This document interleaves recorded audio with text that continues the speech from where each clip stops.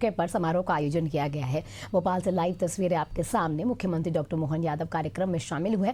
अलंकरण समारोह भी यहां पर आयोजित किया गया है। बता दें आपको, तुलसी जयंती जो कि आप सभी जानते हैं कि गोस्वामी तुलसीदास जी की जन्मतिथि के रूप में मनाई जाती है। और आपको ये भी पता है कि गोस्वामी तुलसीदास हिंदी साहित्य के साथ साथ भक्ति काल के महान कवि थे और इन्होंने ही रामचरितमानस की रचना भी की थी। ये ग्रंथ भगवान श्री राम के जीवन पर आधारित है और इसी को लेकर आज तुलसी जयंती मनाई जाती है। इसी समारोह में मुख्यमंत्री शामिल हुए हैं। ये अनुष्ठान मानस भवन का ये पवित्र हॉल, जोरदार तालियां आप सबकी ओर से। आपके बीच मंच पर अत्यधिक व्यस्तता के बीच परम पूज्य स्वामी गोविंद गिरि जी महाराज का शुभागमन हुआ है। हम उनका अभिनंदन करते हैं और हम अनुरोध करते हैं आसन ग्रहण करने के लिए पूज्य दीदी मंदाकिनी जी। और इस अवसर पर श्री रघुनंदन शर्मा जी से आग्रह मंच पर स्थान ग्रहण करें, अध्यक्ष तुलसी मानस प्रतिष्ठान। और हमारे बीच आदरणीय श्री शिवशेखर शुक्ला, प्रमुख सचिव संस्कृति। हम प्रमुख सचिव महोदय से आग्रह करते हैं कि मंचासीन अतिथियों का स्वागत पुष्पगुच्छ से करें।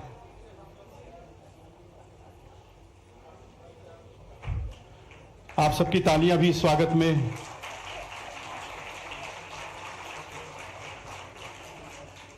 आदरणीय दीदी संचालक संस्कृति एनपी नामदेव जी से आग्रह है कि रघुनंदन शर्मा जी का स्वागत करें।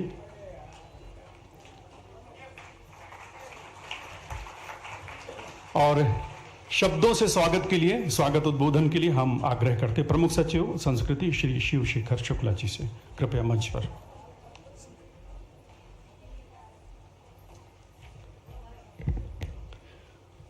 पद्म भूषण युक्त तुलसी पंडित श्री राम किंकर उपाध्याय राष्ट्रीय पुरस्कार अलंकरण समारोह में इस भव्य कार्यक्रम में बहुत कृपापूर्वक पधारे हुए हमारे प्रदेश के माननीय मुख्यमंत्री डॉक्टर मोहन यादव जी का मैं हृदय से आभारी हूं कि उन्होंने अत्यंत व्यस्तता के बाद भी इस कार्यक्रम के महत्व को देखते हुए आज स्वयं पधार करके ये अलंकरण प्रदान करने का यहाँ पर हमारे बीच में पधारे हैं। मैं उनको धन्यवाद भी देता हूँ और उनका बहुत स्वागत भी करता हूँ। आज हम पद्म भूषण युक्त तुलसी पंडित राम किंकर राष्ट्रीय उपाध्याय पुरस्कार के दूसरे वर्ष का आयोजन कर रहे हैं और ये हमारे लिए बहुत ही गर्व और श्रद्धा का विषय है कि हम ऐसे विद्वान संत को आज स्मरण कर रहे हैं जिनका जीवन भारतीय संस्कृति, अध्यात्म और लोक मंगल के प्रति समर्पित रहा। आपको ये बताते हुए भी बहुत प्रसन्नता हो रही है कि पंडित राम किंकर उपाध्याय जी न केवल एक महान विचारक, अध्येता और वक्ता थे, बल्कि वे युग धर्म के प्रवक्ता भी थे। आपने अपने चिंतन और लेखन के माध्यम से भारतीय परंपरा, वेद, उपनिषद, तुलसी साहित्य और रामकथा की न केवल व्याख्या की, बल्कि उसे जन जन तक सहज रूप में पहुंचाया। आज हमारे बीच में विशेष रूप से उपस्थित पूज्य दीदी मंदाकिनी जी भी हैं, जो प्रतिवर्ष तुलसी जयंती पर यहाँ पर रामकथा का प्रवचन करती हैं। हम सबको उसका आनंद मिलता है और आपकी प्रेरणा से भी ये मैं कहूँगा इस प्रकार के भव्य आयोजन मानस भवन में निरंतर होते रहते हैं। और आप पंडित राम किंकर उपाध्याय जी की मानस पुत्री और बहुत सुयोग्य शिष्या हैं। मैं आपका संस्कृति विभाग की ओर से हार्दिक स्वागत करता हूँ। बहुत ही श्रद्धापूर्वक मैं परम पूज्य स्वामी गोविंद देव गिरि जी महाराज, जिन्होंने हमारे इस आग्रह को स्वीकारा और ये अलंकरण ग्रहण करने के लिए अपनी सहमति दी। आज वो एक बहुत ही शॉर्ट नोटिस पे और त्वरित उन्होंने निर्णय लेते हुए आज यहाँ पे पधारे हैं। मैं उनका संस्कृति विभाग, मध्य प्रदेश शासन की ओर से हृदय से आभारी भी हूँ और बहुत स्वागत करता हूँ। हमारे बीच में रघुनंदन लाल शर्मा जी हैं, जिन्होंने मानस भवन को एक बहुत ही एक्टिव कल्चरल सेंटर के रूप में विकसित करने में बड़ी अहम भूमिका अदा की है। और आज इस कार्यक्रम के विशेष आयोजन के लिए ये भवन भी हमें और ये स्थान भी उपलब्ध कराया और ये अवसर भी उपलब्ध कराया कि आज हम तुलसी जयंती के अगले दिवस ये अलंकरण यहाँ पर प्रदान कर सकें। मैं आदरणीय शर्मा जी का हृदय से आभारी हूँ। आज इस कार्यक्रम में आप सभी लोग यहाँ पधारे इस अलंकरण समारोह के साक्षी बन रहे हैं। मैं आप सबका बहुत हृदय से आभारी हूँ और स्वागत करता हूँ। धन्यवाद। धन्यवाद प्रमुख सचिव महोदय। और अब पूज्य दीदी मंदाकिनी श्री राम किंकर के आशीर्वचनों के लिए हम उनसे आग्रह करते हैं कार्डलेस माइक्रोफोन वहाँ उपलब्ध करा दें। पूज्य दीदी। श्री राम। बोलिए श्री सद्गुरुदेव भगवान की। इतना दिव्य अलंकरण समारोह और हमारे यहाँ जो दिन विभूतियाँ बैठी हुई हैं, भोपाल नगर के सभी रामानुरागी पूरा उत्साह का प्रदर्शन दे। बोलिए सियावर रामचंद्र भगवान की। पूज्यपाद गोस्वामी तुलसीदास जी महाराज की। भारत माता की। सत्य सनातन धर्म की। बोलिए नर्मदे मात की। ओम मंगल मूर्तये नमः गणाधिपतये नमः। वंदे बौद्धमयं नित्यं गुरुं शंकर रूपिणो यमाश्रितो हि वक्रोऽपि चंद्र सर्वत्र वंद्यते।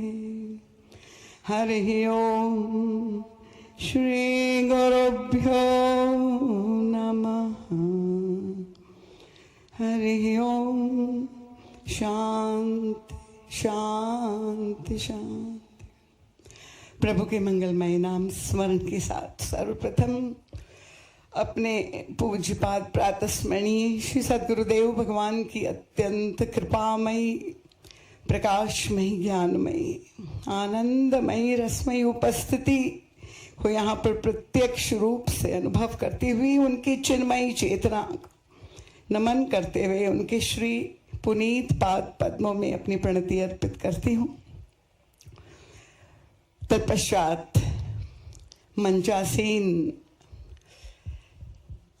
तपोनिष्ठ ज्ञान मूर्ति पूज्य स्वामी श्री गोविंद देव गिरी जी महाराज, मध्य प्रदेश सरकार के परम यशस्वी सम्माननीय मुख्यमंत्री स्नेहास्पद श्री मोहन जी यादव और तुलसी मानस प्रतिष्ठान के अपने ही श्री आदरणीय श्री रघुनंदन जी शर्मा, दो संस्कृति विभाग के सचिव और हमारे परम समर्पित जो है मुख्य सचिव श्री शिवशेखर शुक्ल जी, इस दर्शक दीर्घा में बैठी हुई समस्त विशिष्ट और वरिष्ठ विभूतियां, नामी एवं अनामी, रामानुरागी, धर्म प्राण, सुधी श्रोता महानुभाव,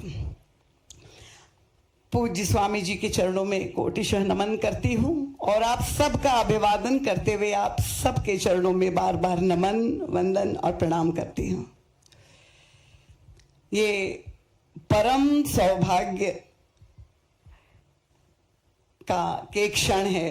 अब सौभाग्य कहूँ कि कोटि भाग्य कहूँ, अगर आप मेरी जो दृष्टि है और आप यदि उससे सहमत है तो अवश्य समर्थन करें, क्योंकि मुझे अभी जो अनुभूति हो रही है कि पवित्र सावन मास और उसमें भगवान श्री महाकाल की नगरी से भगवान महाकालेश्वर के प्रतिनिधि के रूप में साक्षात हमारे यहाँ मुख्यमंत्री जी विराजमान है और आए हुए हैं श्री रामलला सरकार के कोषाध्यक्ष और हमारे राष्ट्र की ऋषि महर्षि परंपरा के एक शीर्षस्थ संत को सम्मानित करने के लिए।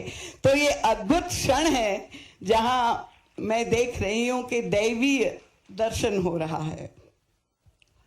मैं बहुत बहुत साधुवाद देना चाहूंगी मध्य प्रदेश सरकार और हमारे सुयोग्य यशस्वी मुख्यमंत्री जी के नेतृत्व में जो हमारे पौराणिक धर्म, हमारी संस्कृति और हमारे राष्ट्र में जो अलग अलग प्रकल्प चलाए जा रहे हैं उसका वर्णन करने का समय नहीं है, पर जिस तरह से, क्योंकि हम लोग सब अनुभव कर रहे हैं, महाकाल मंदिर में प्रभु का दर्शन करने जाए तो ऐसा विलक्षण परिवर्तन हो गया है, ऐसा लगता ही नहीं कि इस लोक में हम लोग हैं। चाहे वह ओरछा मंदिर हो, तो धर्म और संस्कृति के संरक्षण में ये मध्य प्रदेश सरकार जो अथक प्रयास कर रही है, मुझे लगता है कि शायद ही किसी प्रांत में, भारतवर्ष में इतना प्रयास हो रहा, और ये परम आवश्यक है, क्योंकि आज वर्तमान समय में ये जो पाश्चात्य संस्कृति की आंधी चली हुई है, ऐसी स्थितियों में अगर हम चाहते हैं कि अपनी भावी पीढ़ी और राष्ट्र के भविष्य को सुरक्षित करें, तो ये वैदिक पुरातन संस्कृति को हम आधुनिक विज्ञान और टेक्नोलॉजी के माध्यम से सबके लिए सुलभ कर दे।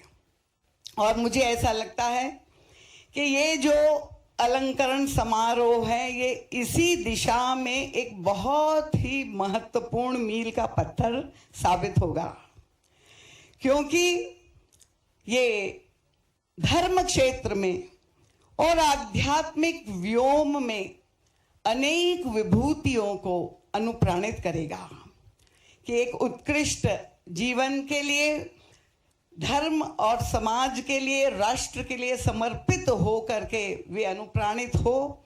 तो मुझे विश्वास है कि ये अलंकरण समारोह लोक मंगल और राष्ट्र मंगल के लिए जो है बहुत बड़ा एक सफल प्रयास है, होगा। जहाँ तक हमारे गुरुदेव की बात है, जिन्होंने 18 वर्ष की आयु से प्रारंभ करके 60 वर्ष निरंतर 365 दिवस 12 महीने पूरे देश और विदेश, गांव गांव में जा करके श्री राम जो राष्ट्र मंगल के प्रतीक है, वो प्रभु का सुयश गान करते हुए उन्होंने धर्म और राष्ट्र की इतनी बड़ी मूल्यवान सेवा की। और आप देखिए, ये ऐसा कीर्तिमान शायद ही किसी के जीवन में दिखाई दे। प्रत्येक स्थान पर हर वर्ष कथा की परंपरा बन गई, और जहां जहां परम पूज्य महाराज श्री के श्री चरण पड़े, एक लंबी परंपरा 50 वर्ष 60 वर्ष भोपाल का इतिहास तो अभी आपने आदरणीय श्री रघुनंदन जी से सुना कि 50 वर्ष से निरंतर इसी मंच पर परम पूज्य महाराज श्री की विचारधारा से प्रवचन चल रहा है। और परम पूज्य महाराज श्री को जब लीला संवरण करनी थी, ये भी एक विलक्षण संयोग, वर्ष भर एक परिव्रजक की भांति भ्रमण करते हुए लीला संवरण करने के लिए अयोध्या पहुंच गए और अयोध्या की भूमि में समाधिस्थ हो गए। और गत वर्ष हमने परम पूज्य महाराज श्री का शताब्दी वर्ष मनाया था, यहाँ भी हम लोगों ने मनाया था। और ये कितना विलक्षण संयोग है। किसी ने मुझे पूछा कि महाराज श्री वर्ष भर भ्रमण करते थे, राम के ऐसे नैष्ठिक भक्त थे, क्या अयोध्या में कभी वास नहीं किया? मैंने कहा परम पूज्य महाराज श्री मानस गाते ही नहीं थे, वो तो मानस जीते थे। और वे जहां जहां जाते थे वहीं अयोध्या बन जाती थी, उन्हें अयोध्या में रहने की आवश्यकता नहीं थी। और ये कितना विलक्षण संयोग है कि परम पूज्य महाराज श्री के शताब्दी वर्ष में भगवान श्री राम लला 500 वर्ष से जो संघर्ष चल रहा था, वो गत वर्ष सन 2024 में उनका राम मंदिर स्थापित हुआ। और ऐसा लग रहा है कि मानो स्वयं भगवान श्री राम लाला जो विराजमान हो गए, वो गुरुदेव भगवान की शताब्दी मनाने के लिए ही वहां पर जो है विराजमान हो गए। और महाराज श्री का 100वां जन्मदिन 1 नवंबर 2024 को दीपावली का पर्व था। और आप जानते हैं अयोध्या के कण कण में जहां ऐसी रोशनी भर गई थी, ऐसा लग रहा था कि अयोध्या की माटी, जिसमें परम पूज्य गुरुदेव समाधिस्थ है, वो परम पूज्य एक दिव्य संत की शताब्दी मनाने के लिए एक महान प्रकाशोत्सव मनाया जा रहा था पूरे अयोध्या में। ऐसा अद्भुत दृश्य था। और उसी उपलक्ष्य में हमने प्रातः स्मरणीय पूज्य गोविंद देव जी गिरी को वहां बुला करके उन्हें श्री राम किंकर सम्मान से सम्मानित किया था। तो परम पूज्य महाराज श्री का यही कथन था कि मानस तो मेरी श्वास है। एक अभिनव दृष्टि जिन्होंने दी, जिससे आज और वो जितने भी महाराज श्री का चिंतन है वो पुस्तकाकार किया गया है।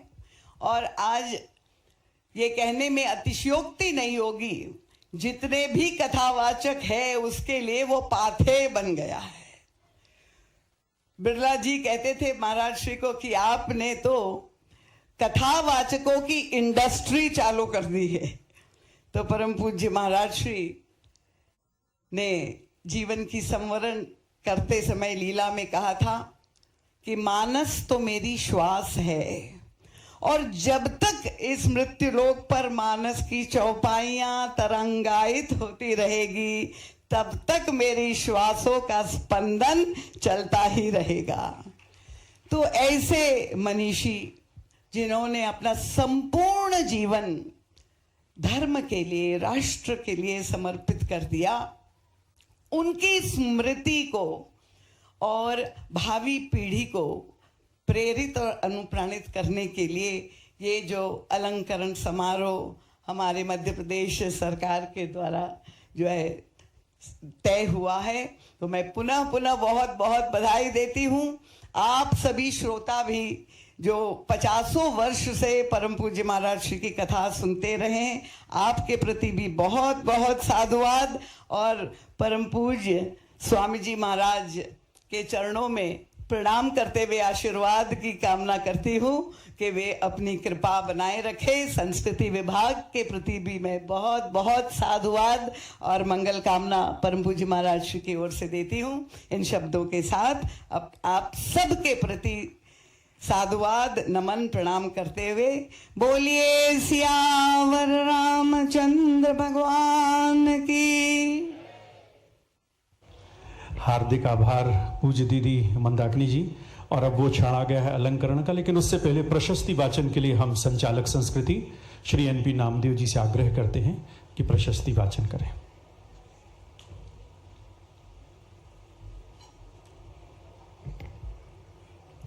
सर्वप्रथम सम्मानित मंच को नमन।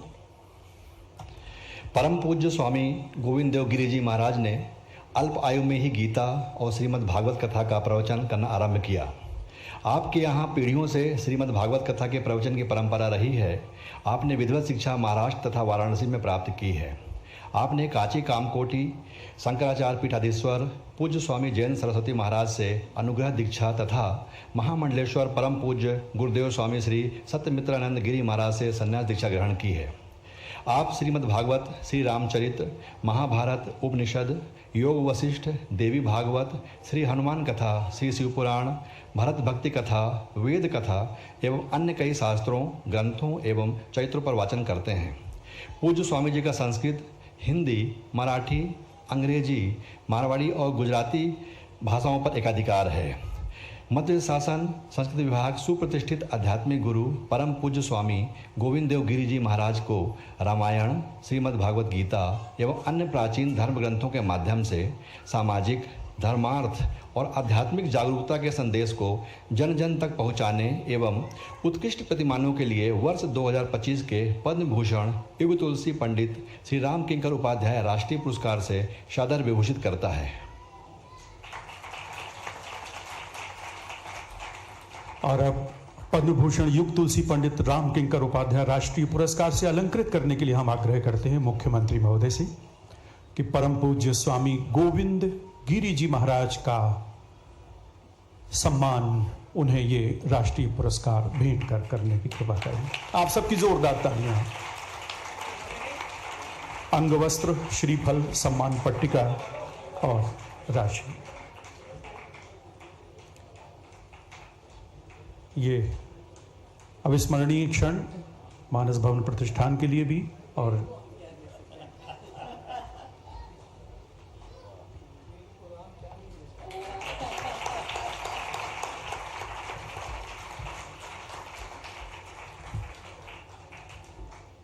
तो ये मध्य प्रदेश शासन का 2025 का पद्म भूषण युग तुलसी पंडित राम किंकर उपाध्याय राष्ट्रीय पुरस्कार से अलंकृत किया गया।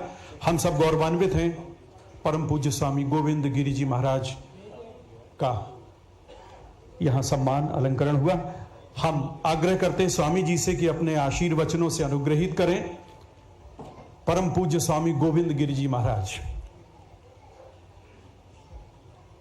यहां से पंडित जी वहां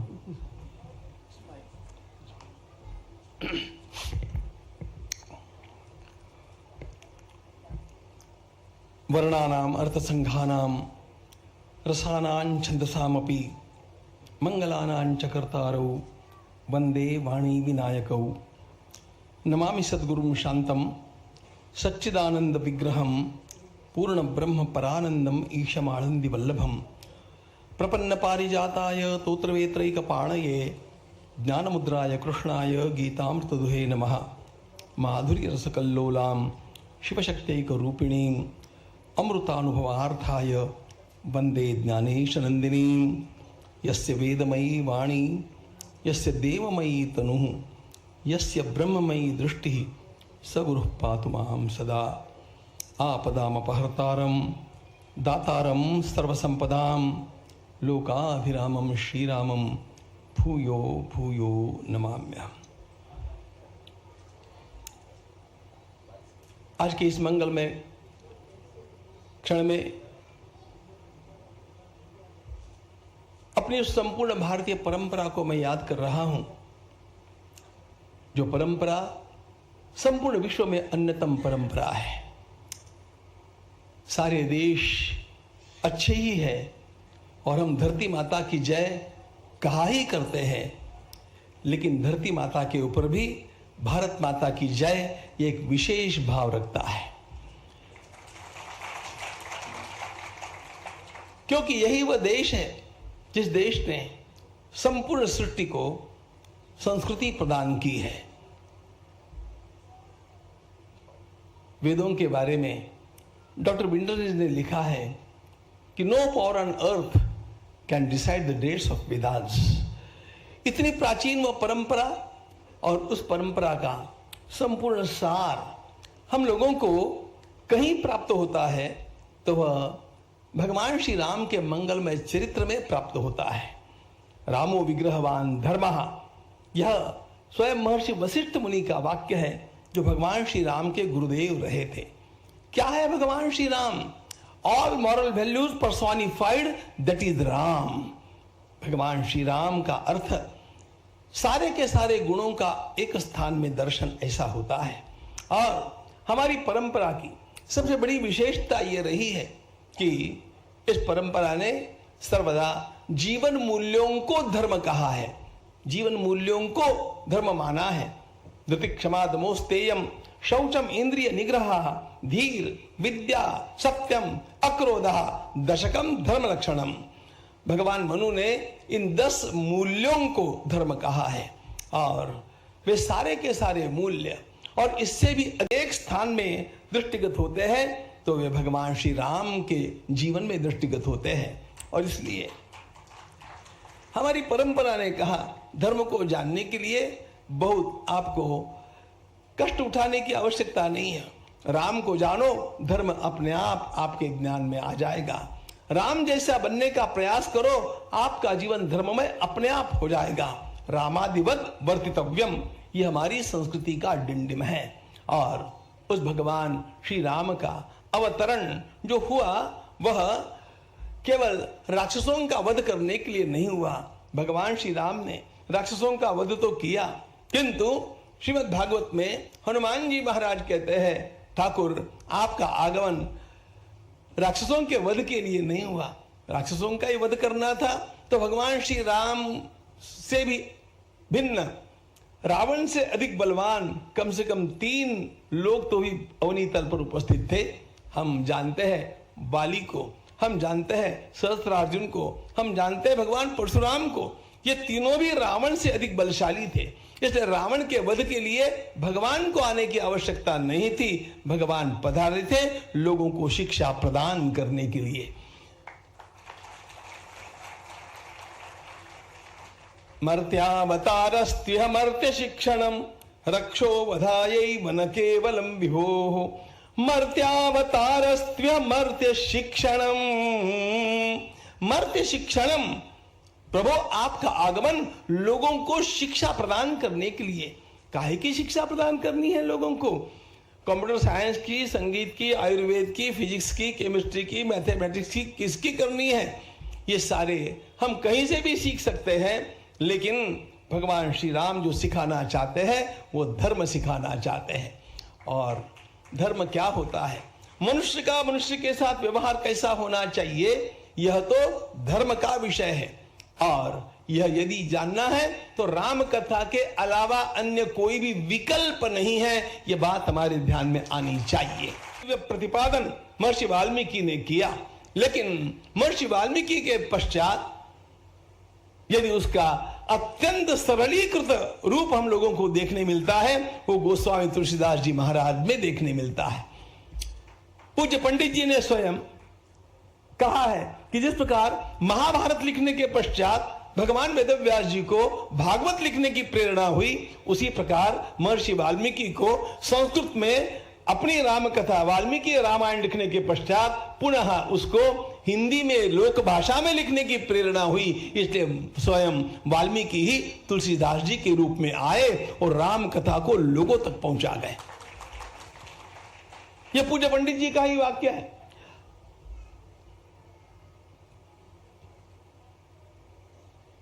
मध्ययुगीन उत्तर भारत में धर्म की रक्षा किसने की? पापी आक्रांताओं ने इस देश को बर्बाद करने के लिए क्या क्या नहीं किया। मुगलों का आक्रमण राजकीय आक्रमण नहीं था, मुगलों का आक्रमण हमारी सारी संस्कृति को ध्वस्त करने के लिए था।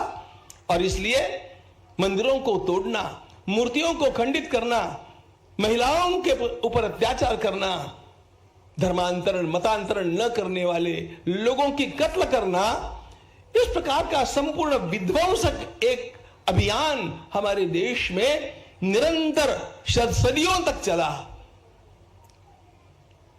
आपको इतिहास का एक सिद्धांत बतला देता हूं। यह इतिहास का सर्वमान्य सिद्धांत है कि इस्लाम का शासन जहां लगभग 80 वर्षों तक चल गया, वह देश अपनी संस्कृति को नहीं बचा पाया। ऐसा कोई भी देश अपनी संस्कृति को बचा नहीं पाया। और सारे इतिहासविद एक बात कहते हैं, the only exception is India. सदियों तक यहां उनका शासन रहने के पश्चात भी हम आज पुनः खड़े हैं, और पुनः केवल खड़े नहीं हैं, 500 वर्षों के संघर्षों के पश्चात राम मंदिर पुनः खड़ा हो गया है। संपूर्ण इतिहास में, संपूर्ण जागतिक इतिहास में मुगलों के द्वारा तोड़े गए एक भी भवन का पुनर्निर्माण नहीं हुआ। यदि वो पुनर्निर्माण हुआ है तो अयोध्या में राम मंदिर का निर्माण हुआ है, ध्यान रखना। इसलिए श्री राम मंदिर का निर्माण यह राष्ट्र मंदिर के उत्थान का शुभारंभ है, इस प्रकार की हम लोगों की भावना है।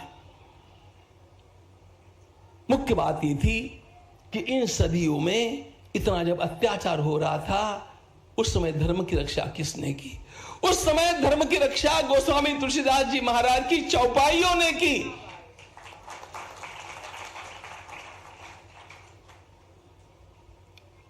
लोग सभी प्रकार के अत्याचार सह रहे थे, लेकिन हनुमान चालीसा को भूलना नहीं चाहते थे।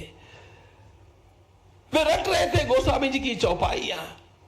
मनुष्य को जीवित रखा है, धर्म को जीवित रखा है इस मध्यकाल में गोस्वामी जी महाराज ने। हमारे देश का यह भाग्य है कि हर प्रदेश में ऐसे संत हुए और उन संतों ने, देखो आप देखेंगे, यह बहुत लंबे भाषण का समय नहीं है, लेकिन आप अध्ययन करेंगे तो अपने आप ध्यान में आएगा, मध्ययुगीन भारत में सर्वत्र एक संतों की लहर उठ गई और ऐसी लहरें उठी हर प्रदेश में। इन संतों ने हिंदुत्व का संरक्षण किया, इन संतों ने सनातन धर्म का संरक्षण किया और वो अपनी लोक भाषा में गाई हुई भगवान की इन मंगल कथाओं के माध्यम से किया। आधुनिक काल में तुलसी जी को ही ऐसे लगा कि 400 वर्ष हो गए, अब बहुत कुछ बदल गया है, मनुष्य की सोच भी बदल गई है और हमारे देश में पढ़े लिखे विद्वान भी बहुत निर्माण हो गए और पढ़े लिखे गंवार भी बहुत खड़े हो गए। उनको पुनः रामायण समझाने के लिए एक नूतन दृष्टि की आवश्यकता है और इसीलिए वे ही तुलसी स्वयं पंडित राम किंकर उपाध्याय जी के रूप में पधारे और उन्होंने एक ऐसी दृष्टि दे दी, ऐसी विलक्षण दृष्टि दे दी, कोई भी उनके भाषण के चपेट में आता तो छूट नहीं सकता था, अपने आप ही उसको आस्तिक बनकर के ही रहना पड़ता था। इस प्रकार की एक विलक्षण शैली यदि मैंने देखी, मैं केवल 2 महापुरुषों में इस शैली को पाता हूं, एक तो पूज्य स्वामी अखंडानंद जी महाराज और दूसरे पंडित राम किंकर जी महाराज।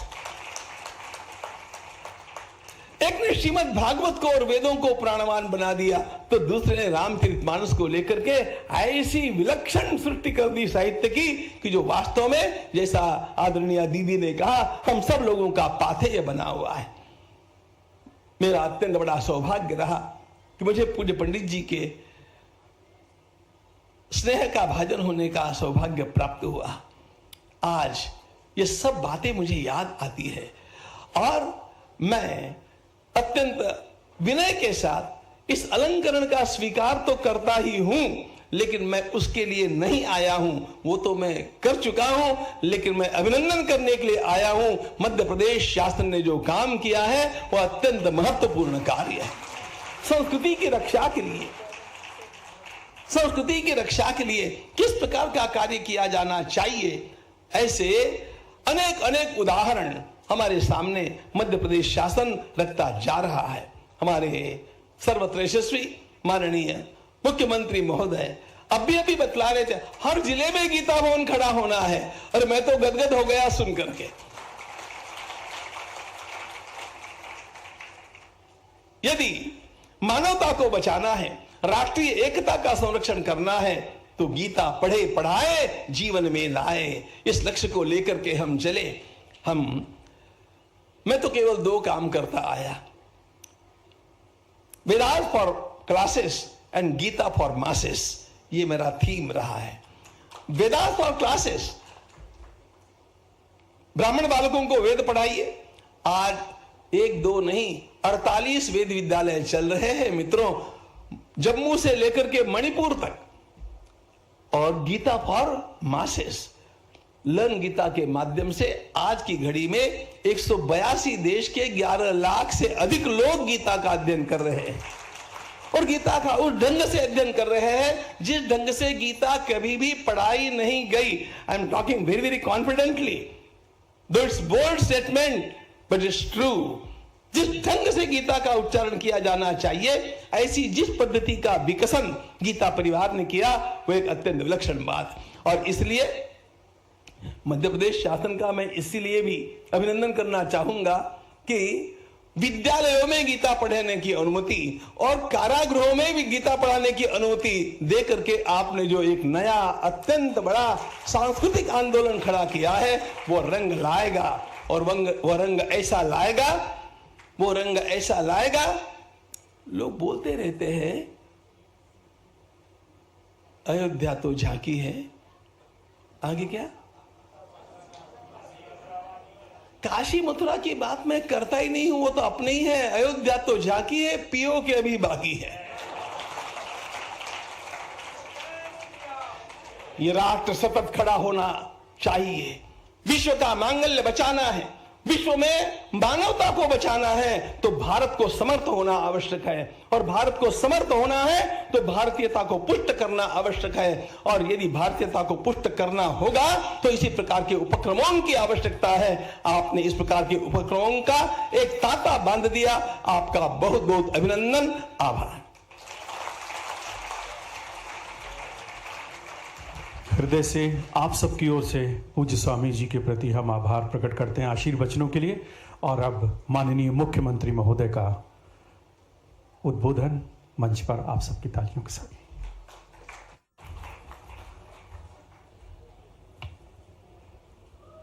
जय श्री राम। तुलसी जयंती का अद्भुत ये कार्यक्रम महर्षि तुलसीदास जी ने वास्तव में उनका 528वां जन्मोत्सव है। और महाराज जी ने क्या आनंद लाया। आनंद के साथ जोरदार पद्म भूषण परम पूज्य महाराज जी का अभिनंदन करें। मैं राज्य सरकार की ओर से उनका स्वागत करता हूँ। आज का ये अवसर वास्तव में एक अद्वितीय बना है। मेरी अपनी ओर से पुनः महाराज जी को बधाई। यहाँ मंच पर विराजमान मंदाकिनी दीदी, आप तो मुझे लगता है भाई साहब हर बार माननीय रघु जी भाई साहब और हम सब दीदी को यहाँ से जोड़ करके ऐसा लगता है अपनी माँ को पाते हैं। हमारे लिए आनंद आ जाता है। ये हमारे लिए सौभाग्य की बात।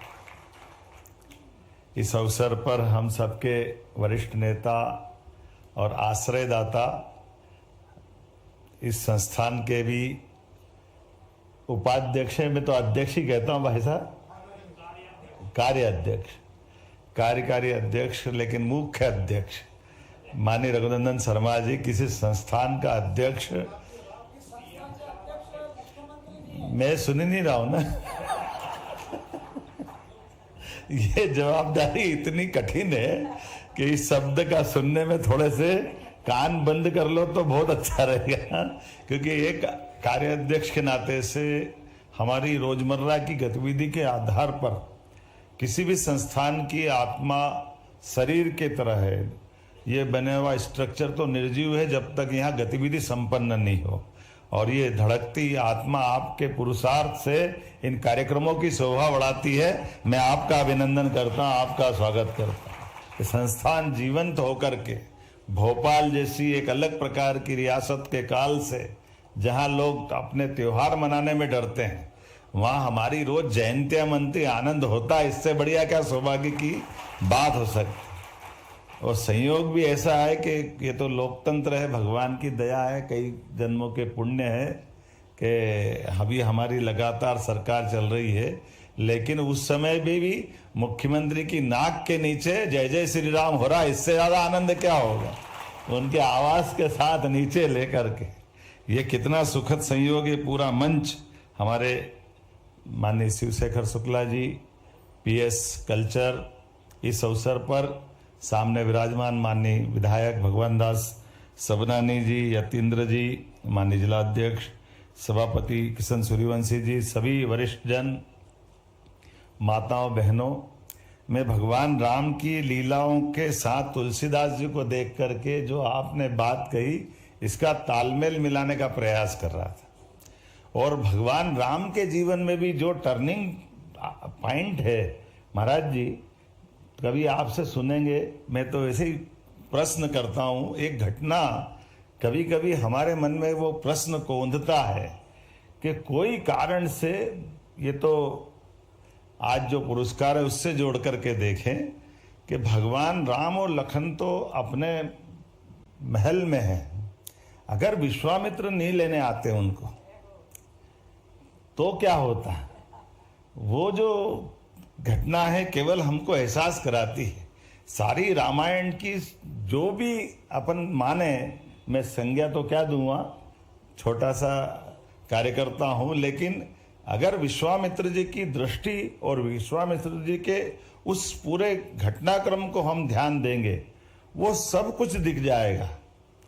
अब आप बताइए, किसी वन के अंदर कोई आतंकवादियों की घटना हो रही है, ऐसे में राजा जी से निवेदन नहीं कर रहे विश्वामित्र जी, उनके नन्हे नन्हे बालक को लेके जा रहे हैं और वो उनके अंदर क्या देख रहे हैं। भविष्य के जो विराट स्वरूप रखने वाले भगवान राम बनते हैं, वो राम को कहाँ देख लेते हैं, वो उस हीरे को कहाँ से उनकी निगाह में आता है, कैसा कहाँ से निगाह आई उनकी, इस पे कोई अभी ज़्यादा चर्चा नहीं हुई। महाराज जी कभी प्रकाश डालना, ये वास्तव में वो जो उनका टर्निंग पॉइंट है, कहाँ उनने लखनलाल और भगवान राम को देख लिया।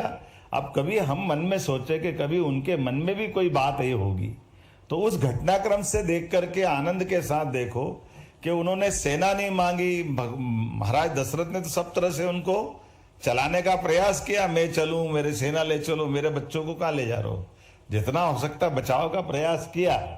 लेकिन उनको क्या चाहिए था, आतंकवादी के बजाय राम राज्य चाहिए था उनको। ये विश्वामित्र की निगाह में उसी समय से आया और उससे आगे बढ़ करके और अपन देखो उसी बात को कि कभी किसी के बच्चों को मांग के ले जाओ, महाराजों की शक्ति क्या होती है ये उस दिन ध्यान में आता है।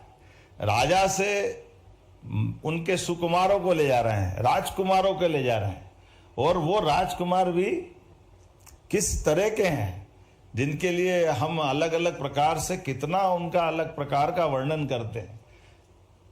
अब मैं पढ़ूंगा महाराज जी, मैं तो बालक हूं, मैंने पहले ही बोला, आप तो उसीलिए तो मैंने कहा कि हमारी उस विश्वामित्र की परंपरा का तो सम्मान आपको देने के लिए बुलाया। हमारे लिए ये तो सौभाग्य है, हमारा पुरस्कार देना सार्थक हो गया।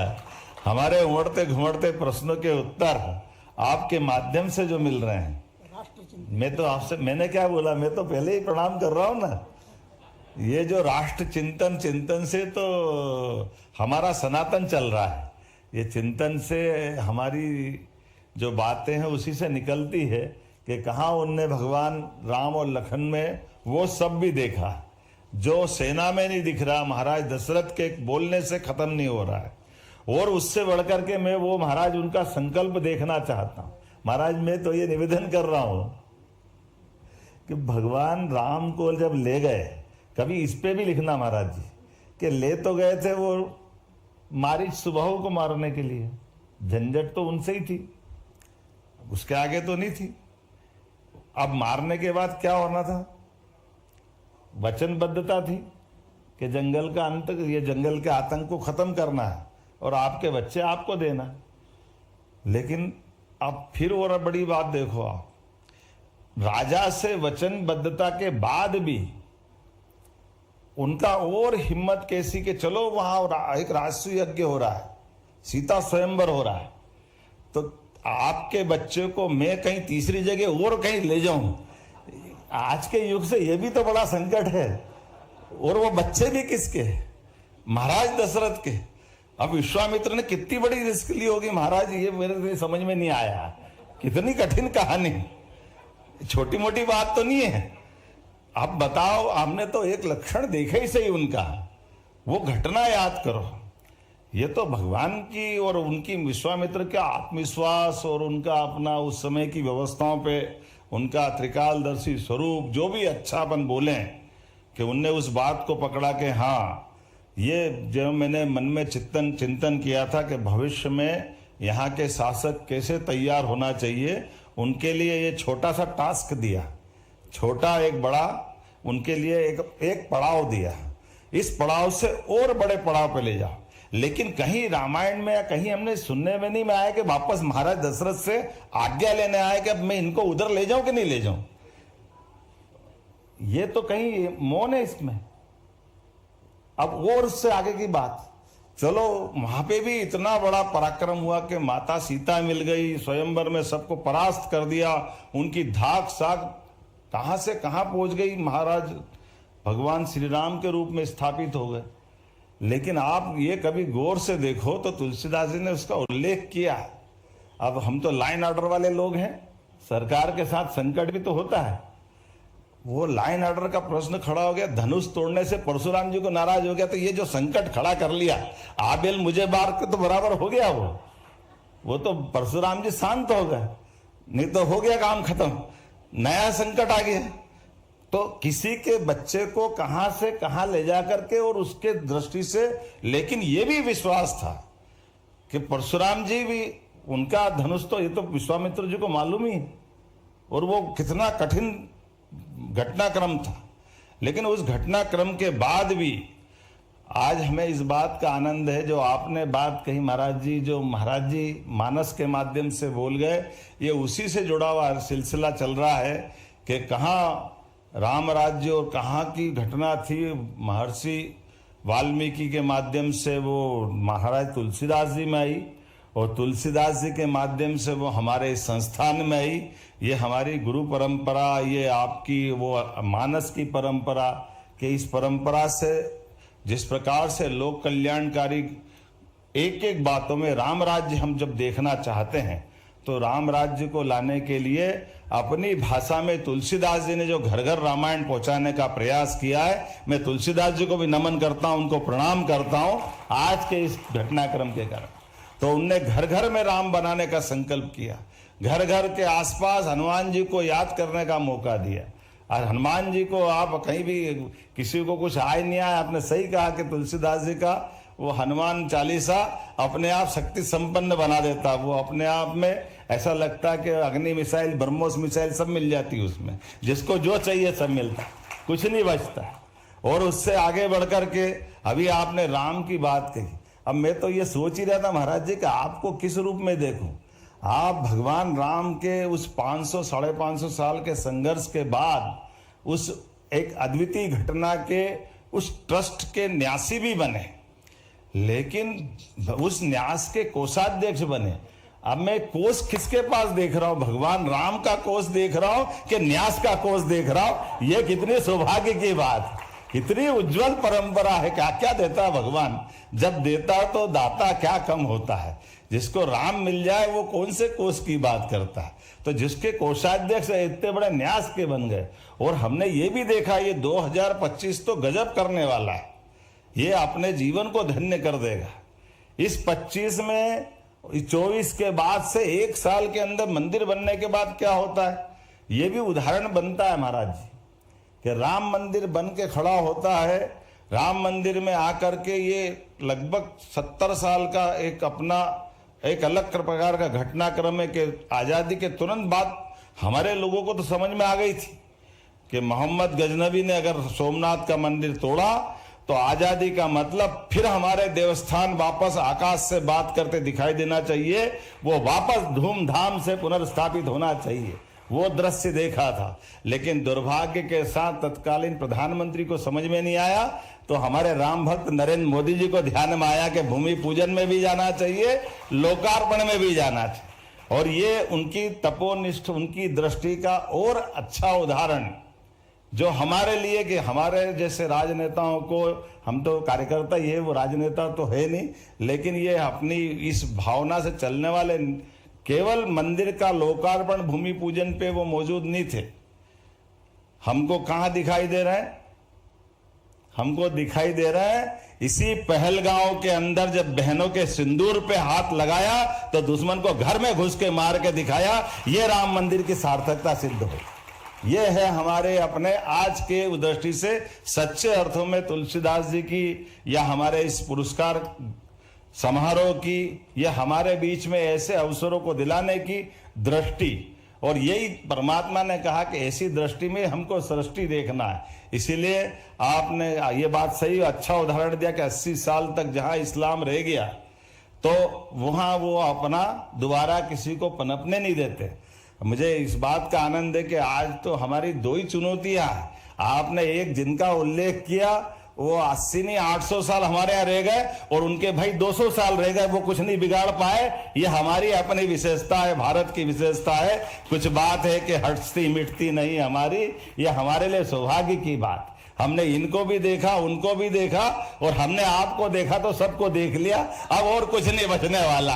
ये आनंद यही बरस रहा है, इसका एहसास हमको हो रहा है। इसलिए सरकार के नाते से मैं आज के इस गौरवशाली क्षण में अपने आप को सौभाग्यशाली मानता हूं, आपका अभिनंदन करता हूं। सरकार के माध्यम से जो हमसे बन पड़ा, सरकार के बनने के साथ ही कई सारे निर्णय महाराज जी हमने किए हैं। ये इसी प्रकार के निर्णय हैं जब मैं शिक्षा मंत्री था, मुझे गर्व है इस बात का। फिर पुनः एक बार माननीय मोदी जी का अभिनंदन करें, जिनके माध्यम से हमारी शिक्षा नीति 2020 का तीसरा जो प्रारूप आया। 2 शिक्षा नीति तो कांग्रेस के शासनकाल में आई, एक 68 में आई, एक 86 में आई। केवल 8 और 6 का अंतर है, इधर रख दो या उधर रख दो, लेकिन कुछ नहीं हुआ। सच्चे अर्थों में जो शिक्षा नीति आई, तो मैं जब शिक्षा मंत्री था महाराज जी, तो हमने कहा कि भगवान आज के इस अवसर पर रामायण का वो महत्व है कि हाँ, हमारे बच्चों को ग्रेजुएट भी होना है, तो हमने रामायण के माध्यम से प्रारंभ कराया हमारे यहाँ पे उच्च शिक्षा विभाग में। शिक्षा नीति के आधार पर भगवान राम की, भगवान कृष्ण की सभी लीलाओं का, उनकी शिक्षा का हमारे वर्तमान के पाठ्यक्रम के साथ हमने उससे जोड़ने का प्रयास किया। और जब हमारी अब सरकार बनी, तो जैसे हमने कहा कि भगवान कृष्ण की जहाँ जहाँ लीला हुई, क्योंकि तुलसीदास जी का एक पक्ष दब जाता है। भगवान राम के बारे में तो उन्होंने कहा ही है, लेकिन कृष्ण भगवान के लिए भी लिखा है। कृष्ण गीतावली उनने लिखी, श्री कृष्ण गीतावली, अद्भुत गीतावली लिखी। ये तुलसीदास जी की तो बहुत सारी रचना है। उन रचनाओं के बारे में बात करो तो वाकई में लगता है कि एक व्यक्ति क्या क्या कर सकता है, कितने प्रकार से काम कर सकता है। तो मैं मान के चलता हूँ आज उनको स्मरण करते करते, और जैसे हमारे मानस परम पूज्य राम किंकर जी महाराज के नाम पर ये जब हम पुरस्कार दे रहे हैं, तो मैं कुछ बातें जरूर बताना चाह रहा हूँ कि हमने एक तरफ पूरे प्रदेश के अंदर नगरीय निकायों में गीता भवन बनाते हुए गीता भवन की रचना के लिए सरकारी आधार पर धनराशि देने का निर्णय भी किया है। और वहाँ उसका भाव भी है, कभी कोई हमको सीमित दायरे में देखे, उसके बजाय हमने कहा ये जो टाउन हॉल बनते थे, जिस टाउन हॉल में हमारी लाइब्रेरी भी होना चाहिए, वाचनालय भी होना चाहिए, सत्संग हॉल होना चाहिए, और हाँ, हमारी बात करने में शर्म क्यों होना चाहिए। इसलिए हमने कहा इससे बढ़िया नाम क्या हो सकता है। हम जानते कि भगवान कृष्ण को मारने का पराक्रम तो यूपी में किया था, लेकिन पवित्र गीता का साक्षी तो मध्य प्रदेश है। अगर वो सांदीपनी आश्रम नहीं आते तो भगवान की मुख से ये गीता का शायद दुनिया इतना इस प्रकार का ग्रंथ नहीं देख पाते। तो इसको चिर स्थायी करने के लिए हमने गीता भवन की बात भी कही। भगवान की जहां जहां लीलाएं हो रही, उस लीलाओं के स्थान को भी हमने तीर्थ बनाने का निर्णय किया है हमारे अपने प्रदेश के अंदर। और महाराज जी आपके माध्यम से चाहेंगे, श्री राम वन गमन पथ की भी हमने योजना पे काम कर रहे हैं, लेकिन अब हमको थोड़ा भगवान कृष्ण के भी पद गमन की तरफ बढ़ना पड़ेगा। ये दोनों दो देवता ऐसे हैं जो भारत के नक्शे को सामने रखेंगे तो हम सब देखते हैं कि एक उत्तर से दक्षिण गया, एक पूरब से पश्चिम गया, राम और कृष्ण में पूरा देश समा गया, इसके बाहर कुछ होने वाला नहीं। ये हमारे लिए वर्तमान के समय में आपके मार्गदर्शन में बड़ा संकल्प आपके माध्यम से पूरा होगा। ऐसे कुछ निर्णय किए, जैसे उदाहरण के लिए मैंने गीता जयंती का अभी आपको जानकारी थी, भोपाल के इसी पुलिस ग्राउंड के अंदर बच्चों ने 7,000 से ज्यादा बच्चों ने अपने मुखारबिंद से जब गीता का पाठ किया था, तो हमको लगा कि ऐसा वास्तव में हमारा राज्य धन्य हुआ, अपनी धरा धन्य हुई। हमने इसीलिए भोपाल की राजधानी तो जरूर है, लेकिन राजधानी को विरासत से विकास के संकल्प की तरफ ले जाते हुए, अभी हमारे राज्य के गौरवशाली पक्षों को जोड़ते हुए हमने कहा कि हमारे यहाँ 1000 साल पहले राजा भोज हुए, जिनके नाम पर भोपाल है, तो एक द्वार उनका बना रहे हैं, क्योंकि राजा भोज से हमारी सनातन संस्कृति के सभी पक्ष जुड़ते हैं। लेकिन उनसे 1000 साल पहले और विक्रमादित्य भी है, तो एक द्वार का नाम विक्रमादित्य करके उसका भी भूमि पूजन बहुत जल्दी करने वाले हैं। ये ऐसे करके कुछ करके सभी प्रकार के संकल्पों की पूर्ति करते जा रहे हैं। आज जब आपको यहाँ पुरस्कृत कर रहे हैं, आजकल तो डिजिटल का जमाना है। हमारे कार्यकारी अध्यक्ष जी जरा हमारी बिल्कुल पक्की क्लास लेते हैं। हमने आपका अभिनंदन किया, उसमें सब कुछ था, लेकिन चेक नहीं था, तो इनने कहा चेक कहाँ गया। मैंने आजकल डिजिटल हो गया, वो नहीं दिखता।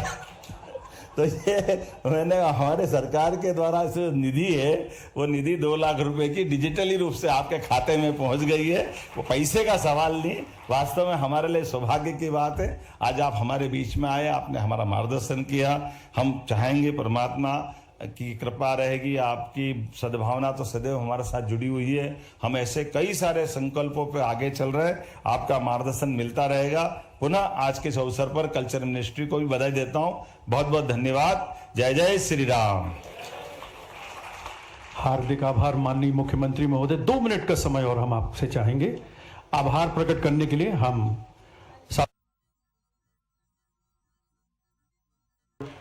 कार्यकारी अध्यक्ष मानस भवन रघुनंदन जी। भाई ये उठ के जाओगे तो मेरे को तकलीफ होगी, क्योंकि मैं भी कभी कभी बात